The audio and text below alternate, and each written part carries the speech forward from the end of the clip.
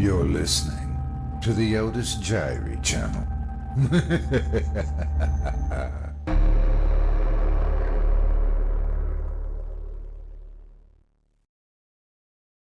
The Transition of JUAN ROMERO by H P Lovecraft, performed by Otis Jiry. Of the events which took place at the Norton Mine on October 18th and 19th, 1894, I have no desire to speak. A sense of duty to science is all that impels me to recall, in these last years of my life, scenes and happenings fraught with a terror doubly acute because I cannot wholly define it. But I believe that before I die, I should tell what I know of the, shall I say, transition of JUAN ROMERO. My name and origin need not be related to posterity. In fact, I fancy it is better that they should not be, for when a man suddenly migrates to the States or the colonies, he leaves his past behind him.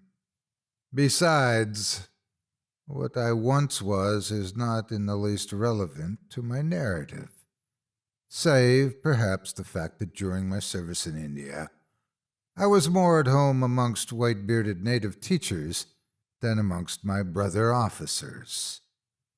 I had delved not a little into odd Eastern lore when overtaken by the calamities which brought about my new life in America's vast West. A life wherein I found it well to accept a name, my present one, which is very common and carries no meaning. In the summer and autumn of 1894, I dwelt in the drear expanses of the Cactus Mountains, employed as a common laborer at the celebrated Norton Mine, whose discovery by an aged prospector some years before had turned the surrounding region from a nearly unpeopled waste to a seething cauldron of sordid life. A cavern of gold, lying deep below a mountain lake, had enriched its venerable finder beyond his wildest dreams, and now formed the seat of extensive tunneling operations on part of the corporation to which it had finally been sold. Additional grottos had been found, and the yield of yellow metal was exceedingly great, so that a mighty and heterogeneous army of miners toiled day and night in the numerous passages and rock hollows. The superintendent, a Mr. Arthur, often discussed the singularity of the local geological formations, speculating on the probable extent of the chain of caves, and estimating the future of the titanic mining operation and enterprise. He considered the auriferous cavities the result of the action of water, and believed the last of them would soon be opened. It was not long after my arrival and employment that JUAN ROMERO came to the Norton Mine.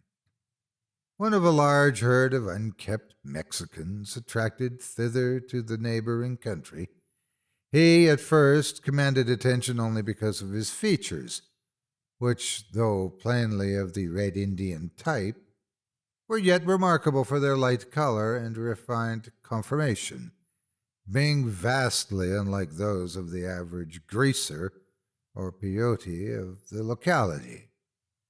It is curious that although he differed so widely from the mass of the Hispanicized and tribal Indians, Romero gave not the least impression of Caucasian blood.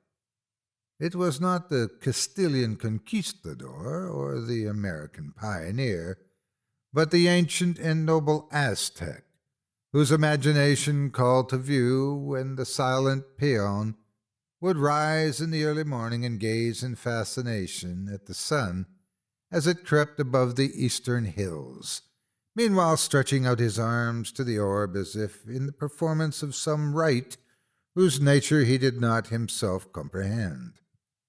But save for his face, Romero was not in any way suggested of nobility, ignorant and dirty. He was at home amongst the other brown-skinned Mexicans, having come, so I was afterward told, from the very lowest sort of surroundings. He had been found as a child in a crude mountain hut, the only survivor of an epidemic which had stalked lethally by. Near the hut, close to a rather unusual rock fissure, had lain two skeletons, newly picked by vultures and presumably forming the sole remains of his parents. No one recalled their identity, and they were soon forgotten by the many. Indeed, the crumbling of the adobe hut and the closing of the rock fissure by a subsequent avalanche had helped to efface even the scene from recollection. Reared by a Mexican cattle thief who had given him his name, Juan differed little from his fellows. The attachment which Romero manifested toward me was undoubtedly commenced through the quaint and ancient Hindu ring which I wore when not engaged in active labor. Of its nature and manner of coming into my possession I cannot speak. It was my last link with the chapter of life forever closed, and I valued it highly. Soon I observed that the odd-looking Mexican was likewise interested, eyeing it with an expression that banished all suspicion of mere covetousness. Its hoary hieroglyphs seemed to stir some faint recollection in his untutored but active mind, though he could not possibly have beheld their like before. Within a few weeks after his advent, Romero was like a faithful servant to me, this notwithstanding the fact that I was myself but an ordinary miner. Our conversation was necessarily limited. He knew but a few words of English, while I found my Oxonian Spanish was something quite different from the patios of the peon of New Spain. The event which I am about to relate was unheralded by long premonitions. Though the man Romero had interested me, and though my ring had affected him peculiarly, I think that neither of us had any expectation of what was to follow when the great blast was set off. Geological considerations had dictated an extension of the mine directly downward from the deepest part of the subterranean area, and the belief of the superintendent that only solid rock would be encountered had led to the placing of a prodigious charge of dynamite. With this work, Romero and I were not connected, wherefore our first knowledge of extraordinary conditions came from others. The charge, perhaps heavier than had been estimated, had seemed to shake the entire mountain. Windows in shanties on the slope outside were shattered by the shock, whilst miners throughout the nearer passages were knocked from their feet. Jewel Lake, which lay above the scene of action, heaved as if in a tempest. Upon investigation, it was seen that a new abyss yawned indefinitely below the seat of the blast, an abyss so monstrous that no handy line might fathom it, nor any lamp illuminate it. Baffled, the excavators sought a conference with the superintendent, who ordered great lengths of rope to be taken to the pit and spliced and lowered without cessation till a bottom might be discovered. Shortly afterward, the pale-faced workmen apprised the superintendent of their failure. Firmly, though respectfully, they signaled their refusal to revisit the chasm, or indeed to work further in the mine until it might be sealed. Something beyond their experience was evidently confronting them, for so far as they could ascertain, the void below was infinite. The superintendent did not reproach them. Instead, he pondered deeply and made many plans for the following day. The night shift did not go on that evening. At 2 in the morning, a lone coyote on the mountain began to howl dismally. From somewhere within the works, a dog barked in answer, either to the coyote or to something else. A storm was gathering around the peaks of the range, and weirdly shaped clouds scudded horribly across the blurred patch of celestial light, which marked a gibbous moon's attempt to shine through many layers of cirrostratus vapors. It was Romero's voice, coming from the bunk above, that awakened me, a voice excited and tense with some vague expectation I could not understand. Madre de Dios, el sonido, ese sonido. Oigo vid, lo oyo vid. Señor, that sound! I listened, wondering what sound he meant. The dog, the coyote, the storm, all were audible, the last name now gaining ascendancy as the wind shrieked more and more frantically. Flashes of lightning were visible through the bunkhouse window. I questioned the nervous Mexican, repeating the sounds I had heard. El coyote? El perro? El viento? But Romero did not reply. Then he commenced whispering as in awe. El ritmo, señor. El ritmo de la tierra. That throb down in the ground. And now I also heard, and shivered, and without knowing why.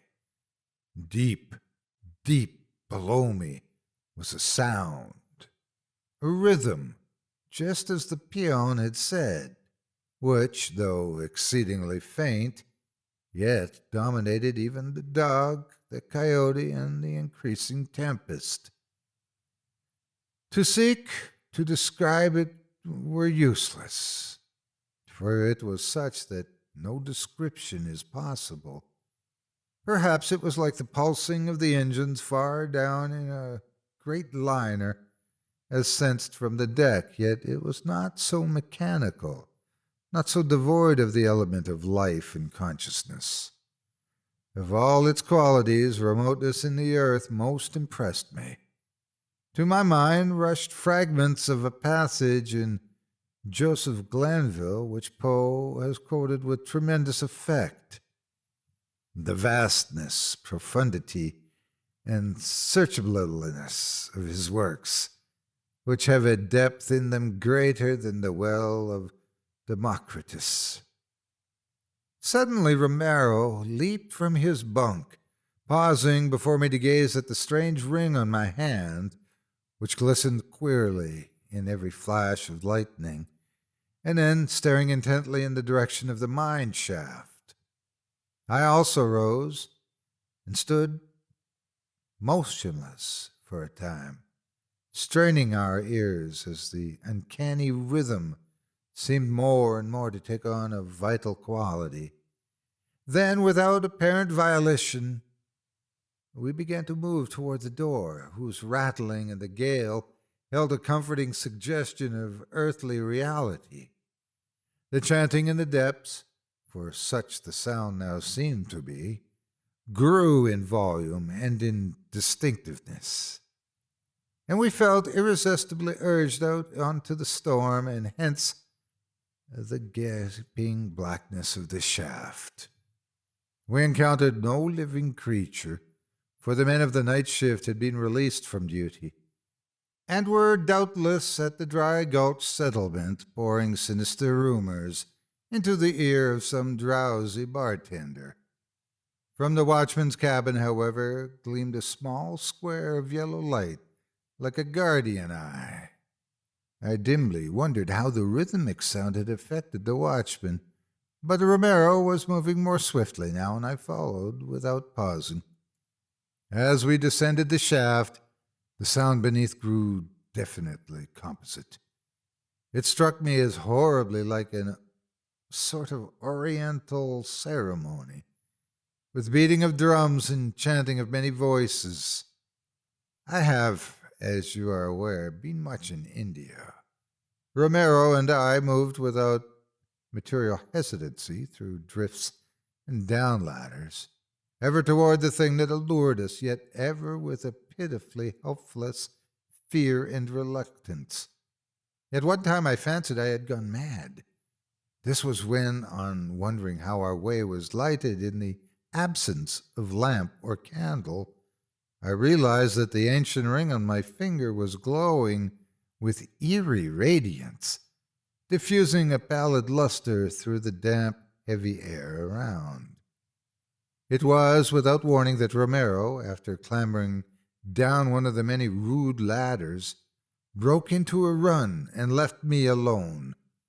Some new and wild note in the drumming and chanting, perceptible but slightly to me, had acted on him in startling fashion, and with a cry, wild outcry, he forged ahead, unguided in the cavern's gloom.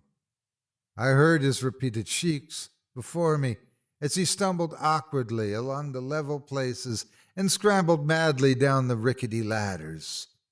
And frightened as I was, I yet retained enough of perception to note that his speech, when articulate, was not of any sort known to me. Harsh but impressive polysyllables had replaced the customary mixture of bad Spanish and worse English, and of those only the oft-repeated cry, Huitzilopochtli, seemed to be the least familiar. Later, I definitely placed that word in the works of a great historian, and shuddered when the association came to me. The climax of that awful night was composite but fairly brief, beginning just as I reached the final cavern of the journey. Out of the darkness immediately ahead burst a final shriek from the Mexican, which was joined by such a chorus of uncouth sound as I could never hear again and survive. In that moment, it seemed as if all the hidden tremors and monstrosities of earth had become articulate in an effort to overwhelm the human race. Simultaneously, the light from my ring was extinguished, and I saw a new light glimmering from lower space but a few yards ahead of me. I had arrived at the abyss, which was now redly aglow, and which had evidently swallowed up the unfortunate Romero. Advancing, I peered over the edge of that chasm which no line could fathom, and which was now a pandemonium of flickering flame and hideous uproar. At first I beheld nothing but a seething blur of luminosity, but then shapes, all infinitely distant, began to detach themselves from the confusion, and I saw, was it Romero? Juan Romero? But God! I dare not tell you what I saw. Some power from heaven, coming to my aid, obliterated both sights and sounds in such a crash as may be heard when two universes collide in space. Chaos supervened, and I knew the peace of oblivion. I hardly know now how to continue, since conditions so singular are involved, but I will do my best, not even trying to differentiate betwixt the real and the apparent. When I awaked, I was safe in my bunk, and the red glow of dawn was visible at the window. Some distance away, the lifeless body of Juan Romero lay upon a table, surrounded by a group of men, including the camp doctor. The men were discussing the strange death of the Mexican as he lay asleep, a death seemingly connected in some way with a terrible bolt of lightning which had struck and shaken the mountain. No direct cause was evident, and an autopsy failed to show any reason why Romero should not be living. Snatches of conversation indicated beyond a doubt that neither Romero nor I had left the bunkhouse during the night. that neither had been awake during the frightful storm which had passed over the cactus range. That storm, said men who had ventured down the mine shaft, had caused extensive caving in and had completely closed the deep abyss which had created so much apprehension the day before. When I asked the watchman what sounds he had heard prior to the mighty thunderbolt, he mentioned a coyote, a dog, and the snarling mountain wind. Nothing more. Nor do I doubt his word. Upon the resumption of work, Superintendent Arthur called on some especially dependable men to make a few investigations around the spot where the gulf had appeared. Though hardly eager, they obeyed, and a deep boring was made. Results were very curious. The roof of the void, as seen whilst it was open, was not by any means thick, yet now the drills of the investigators met what appeared to be a limitless stock of solid rock.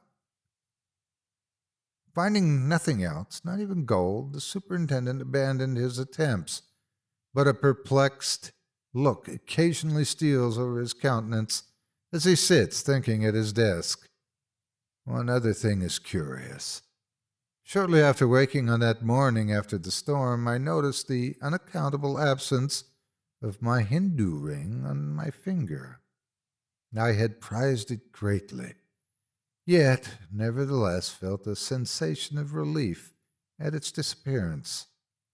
If one of my fellow miners appropriated it, he must have been quite clever in disposing of his booty, for despite advertisements and a police search, the ring was never seen again. Somehow I doubt it. I doubt that it was stolen by mortal hands, for many strange things were taught me in India. My opinion of the whole experience varies from time to time. In broad daylight and at most seasons, I am apt to think the greater part of it a mere dream. But sometimes in the autumn, about 2 in the morning, when winds and animals howl dismally, there comes from inconceivable depths below a damnable suggestion of rhythmical throbbing, and I feel that the transition of Juan Romero was a terrible one indeed.